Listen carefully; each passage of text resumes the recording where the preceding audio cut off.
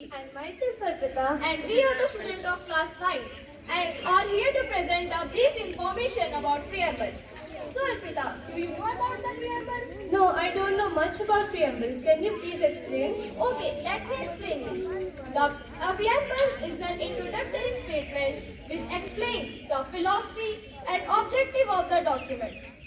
The preamble is based on the objectivist solution which was moved in the Constitution Assembly by Jawaharlal Nehru on 13 December 1946, accepted on 22 January 1947 and adopted by the Constituent Assembly on November 1949, coming into force on 26 January 1950.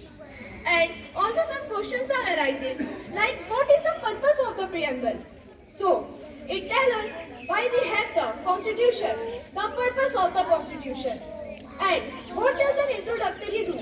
So it tells us the purpose of what we are about to read.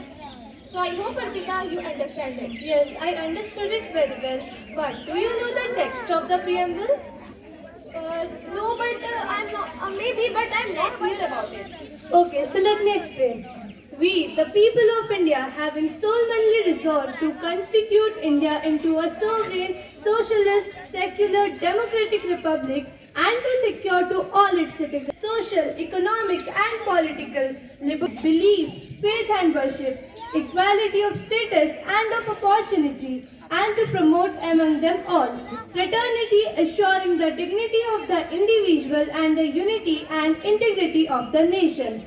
In our Constitution Assembly, this 26th day of November 1949, do hereby adopt, enact and give to ourselves this Constitution. So I hope you understood it. But Anoki, do you understood the keywords of this preamble?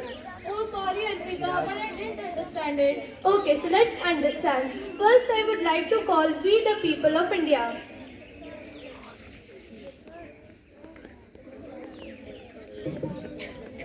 We the people of India, हम भारत के लोग. We the people of India, the phrase says that the constitution has been drawn up and enacted by the people to their representatives and not handed down to them by a king or outside powers. Sovereign. Sovereign, Sarvabhaum. People have superior rights to make decisions on external as well as internal matters. No external power can dictate the government of India. Socialist. Socialist, Samajwadi. Wealth is generated socially and should be shared equally by the society. Government should regulate the ownership of land and industries to reduce the social economic inequalities. Secular. Secular, learned. A secular state is one that does not consider anyone's religion as an official religion. A secular state is also treats all its citizens equally and regardless of its religion. Democratic. Democratic, Loktantra, a form of government where people enjoy their political rights, elect their representatives, and hold them accountable. A government is run according to some basic rules. Republic.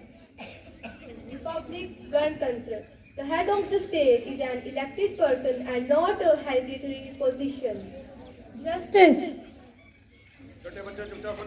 Justice, Nyaya. Citizens cannot be discriminated on the ground of caste, religion and gender. Social inequality to be reduced, government should work for welfare of all, especially the disadvantaged groups. Liberty.